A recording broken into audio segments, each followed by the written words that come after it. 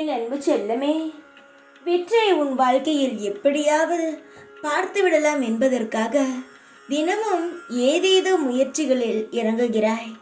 ஆனால் நீ நிதானமாக இறங்கவில்லையோ என்று நான் நினைக்கிறேன். இந்த விதத்தில் தோல்வியடைந்தால் அடுத்த கட்டத்தில் தோல்வியடைந்தால் அதுக்கு அடுத்த கட்டம் என்று நகர்கிறாயோ என்று நான் சந்தேகப்படுகிறேன். ஒரு விஷயத்தில் தோல்விப்பட்டால் அந்த விஷயத்தில் தொடர்ந்து முயற்சி செய்வதால்தான் அதற்கான வெற்றி கிடைக்கும். ஏனென்றால் எதுவும் தெரியாமல் ஒரு விஷயத்தில் இறங்குகிறோம். எடுத்த உடனேயே வெற்றி கிடைப்பது என்பது சாத்தியம் குறைவுதான் தங்கமே. ஏனென்றால் ஒரு விஷயத்தில் அதனுடைய பக்குவம் தெரியாது, ஏதோ செய்வோம், அதனால் தோல்வி அடைவோம். ஒரு முறை தோல்வி அடைந்த பிறகு அதன் என்ன தவறு என்பதை நாம் புரிந்து கொண்டு அதை சரி செய்து வெற்றி பெறுவோம்.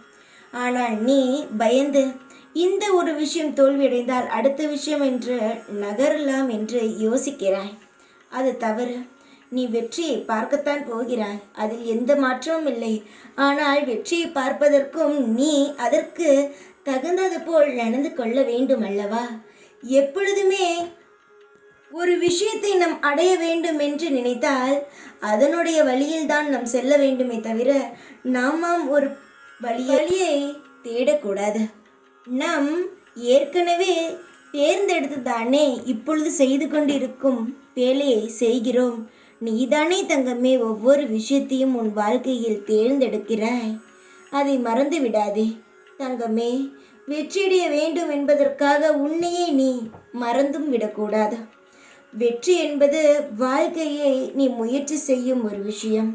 ஆனால் அதற்குள்ளேயே போய் உன்னை நீயே மறக்கும் அளவுக்கு எந்த ஒரு விஷயத்திலும் உன்னை மூழ்கடிக்க செய்ய வேண்டாம். நான் சொல்வது உனக்கு புரிந்திருக்கும் என்று நம்புகிறேன். ஒரு விஷயம் செய்ய வேண்டும் என்றால் அதற்கு பொறுமையாக இருந்தால் நிச்சயமாக வெற்றி கிடைக்கும். நீ தொடர்ந்து ஒரே விஷயத்தில் முழு கவனத்தையும் செலுத்த, அதனுடைய வெற்றியை நீ சீக்கிரத்தில் பார்ப்பாய்.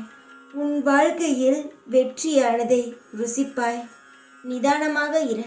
அவசரத்தில் எந்த முடிவையும் எடுத்து குழப்பிக்கொள்ள வேண்டாம். காலங்கள் என்பது எப்பொழுதும் நகர்ந்து கொண்டே இருக்கும். அதன் பின் நம்மளும் சேர்ந்து நகர்ந்து கொண்டே இருக்க வேண்டும்.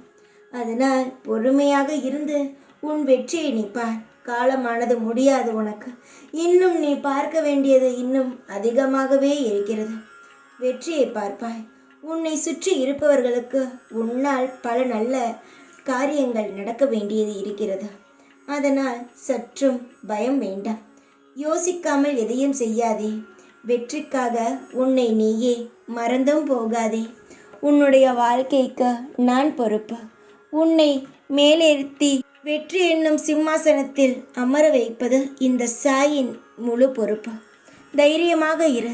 என்னுடைய கடமையையும் என்னுடைய பொறுப்பையும் நான் நிச்சயமாக செய்வேன். காலதாமதமானாலும் அது சேர வேண்டிய நேரத்தில் உன் கையில் வந்து சேரும். தைரியமாக இரு. எப்பொழுதும் உன் கூடவே இருப்பேன் நான். ஓம் சாய்ராம்.